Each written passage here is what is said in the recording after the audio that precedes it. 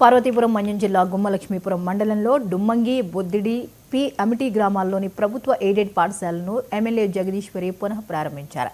గ్రామాల్లోని విద్యార్థులు చదువు కోసం కష్టపడాల్సిన పరిస్థితి ఉండకూడదన్న ఉద్దేశంతో ఈ పాఠశాలను తిరిగి ప్రారంభించామని ఎమ్మెల్యే చెప్పారు. రాష్ట్రంలో విద్యకు అధిక ప్రాధాన్యం ఇస్తూ అనేక మార్పులు తీసుకొచ్చి కార్పొరేట్ పాఠశాలలకు ధీటుగా ప్రభుత్వ పాఠశాలలో ఉన్నతమైన విద్యను అందించేందుకు కూటమి ప్రభుత్వం కృషి చేస్తోందని ఎమ్మెల్యే జగదీశ్వరి చెప్పారు.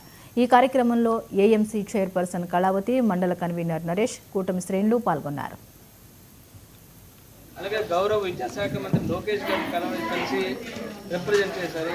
అదే మాదిరి ఈ ఇయర్ ఇస్తామమ్మా అని మేడం గారికి మాట ఇచ్చారు. ముందుగా పాఠశాల ఈరోజు నిజంగా చాలా సంతోషంగా ఉంది. ఎందుకంటే ఇక్కడ నుండి పెదకజ్జ గ్రామానికి చిన్న పిల్లలు వెళ్ళేవారు. మరి ఎంత ఇబ్బంది పడ్డారంటే చాలా ఇబ్బంది పడ్డారు. నాకే బాధ అనిపించింది. ఈరోజు చూసుకుంటే మళ్ళీ ఇక్కడే ఉన్నటువంటి బొద్దుల్లో ఉన్నటువంటి ఈ స్కూల్లోనే పునఃప్రారంభం చేస్తాం కాబట్టి మళ్ళీ యథావిధిగా ఇక్కడ ఉన్నటువంటి పిల్లలందరూ కూడా 1 నుండి 3వ తరగతి వరకు ఇక్కడే మీరు చదవాలి. తర్వాత 4, 5 త్వరలోనే మళ్ళీ ఇక్కడ ఏర్పాటు చేయడం జరుగుతుంది.